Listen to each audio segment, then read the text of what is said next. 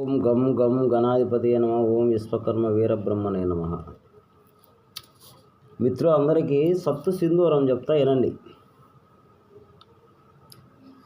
పాదరసము అగ్నిజయం చేసింది అయి ఉండాలి. సత్తు కట్టిన సత్తు సవీరము కట్టిందే. ఈ మూడు కలుపుకొని సూర్యకార జైనీరుతో బాగా నూరేసి బిల్ల చేసి, అంటే మీరు ఏం చేయాలో ఫస్ట్ నేను ఇంతకుముందు కొన్ని భాగాలు చెప్పున్నా మీకు.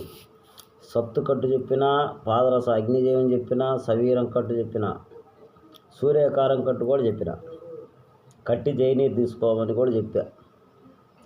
ఆ జైనీరు తీసుకున్న తర్వాత ఈ పాదరసము, అగ్నిజయం చేసిన పాదరసము, కట్టిన సత్తు రెండు దొందించుకోండి. ఫస్ట్ దొందించుకొని భస్మంలాగా చేసి ఆ భస్మంలో సవీరం వేసి నూరండి.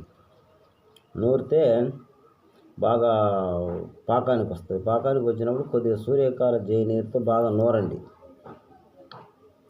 సూర్యకార జైనీరుతో నూరుకొని బాగా బిల్ల చేసి ఒక చిన్న ముంత, చిన్న పిడతలలో 2 పిడతలలో పెట్టేసి ఒక 7 సీళ్ళు, బాగా మంచి సీళ్ళు 7 సీళ్ళు వేయండి.